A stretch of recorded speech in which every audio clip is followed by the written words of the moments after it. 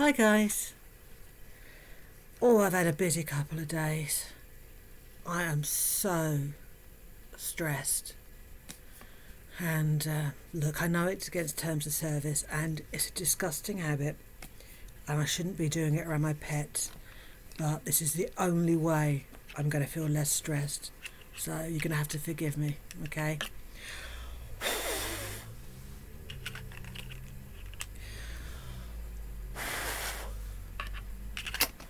Oh, that's a bit better.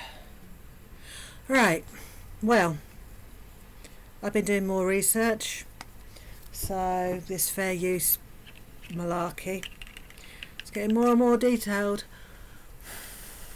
Oh, that was a good one. Yeah. Right, lots of stuff to divulge. Copyright shit. Fair use. Fair use is an interesting thing, isn't it?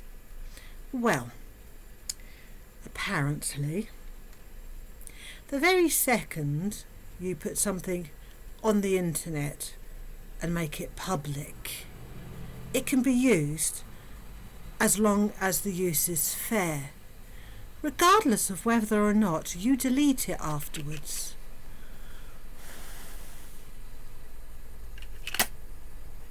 So, there are obviously different conditions to what constitutes as fair use. So you can use any copyrighted material that has been made public under certain circumstances without the permission of the copyright owner or from the original. That was crap.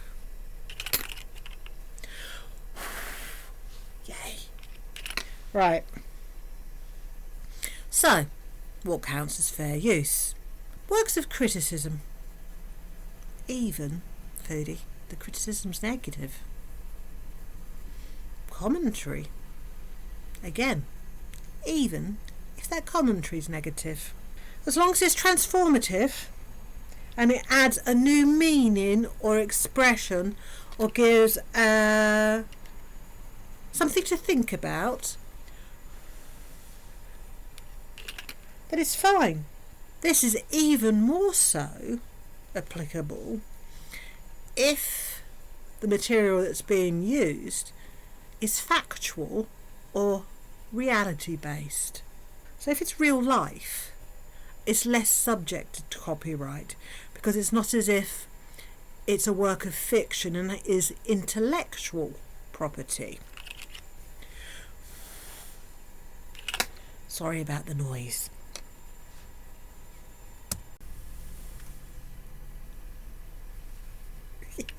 My cats are really confused.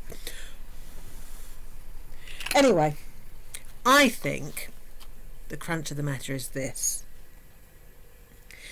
When taking into account fair use, what is considered is the amount of the original material that's used and the harm it causes the copyright owner's ability to make profit. And here's the deal.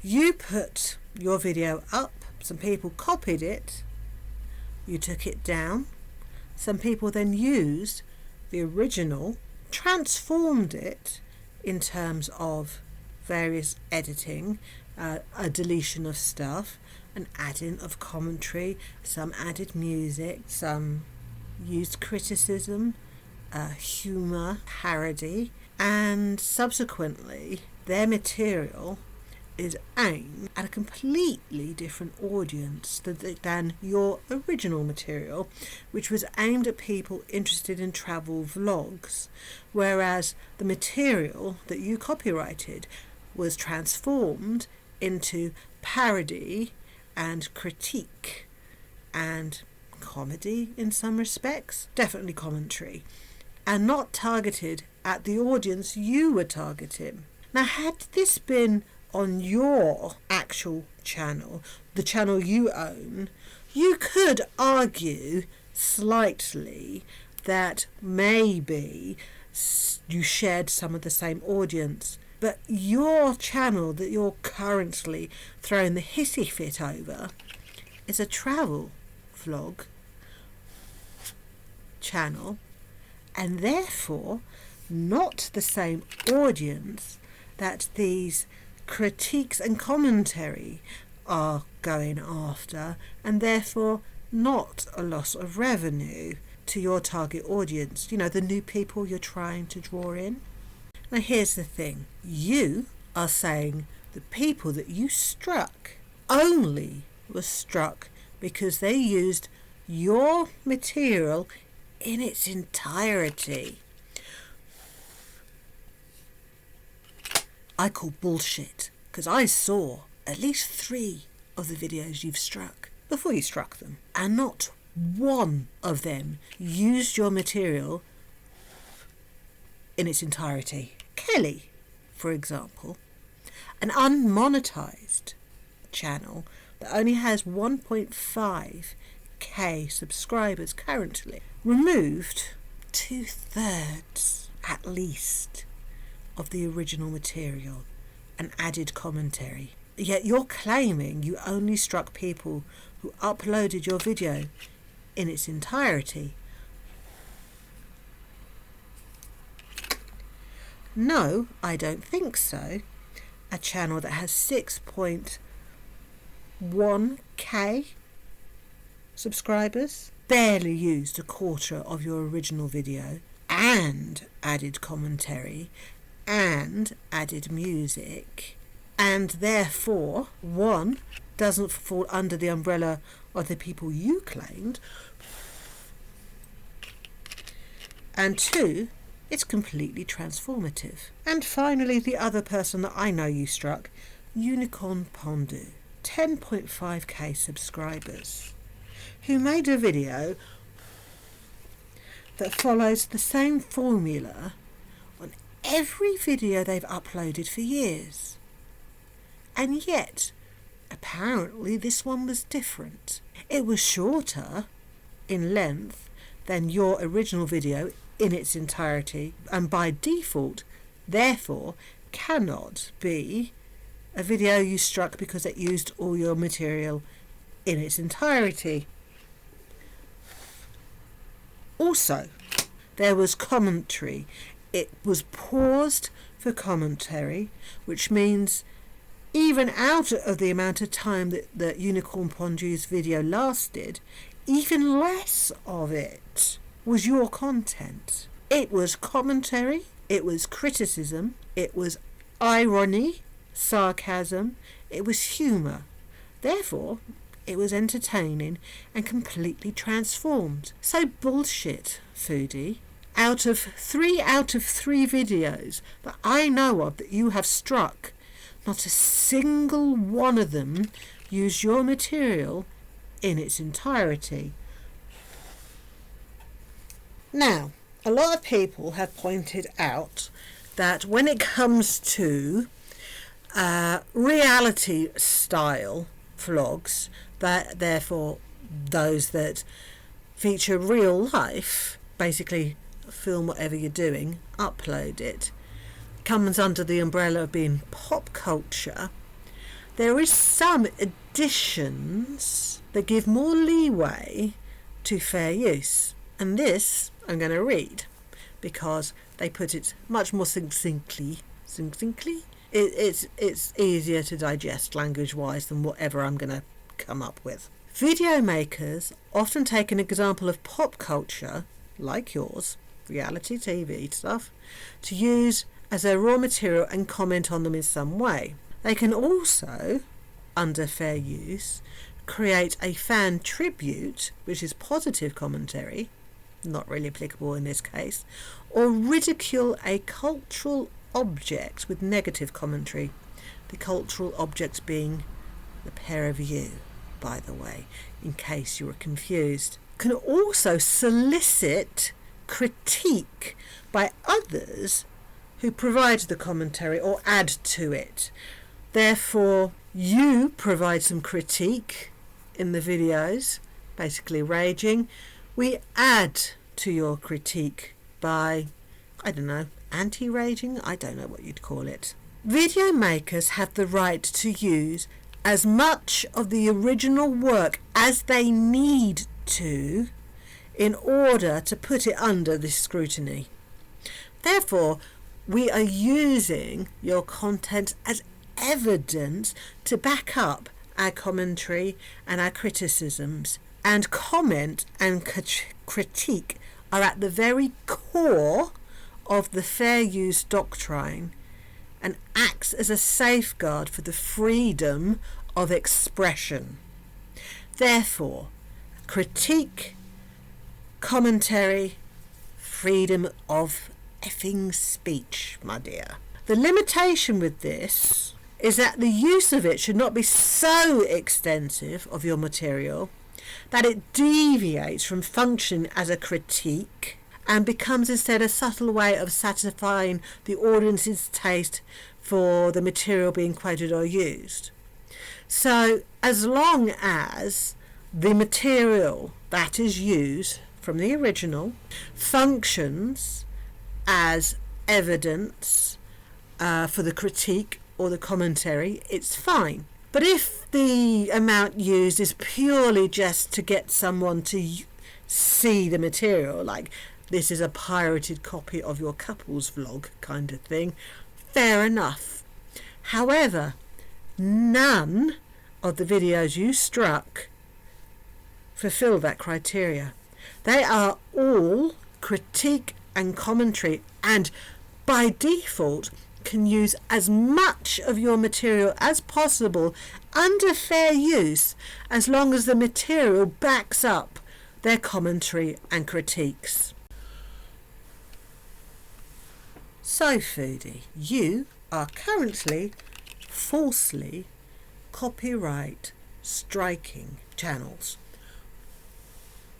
which, when proven,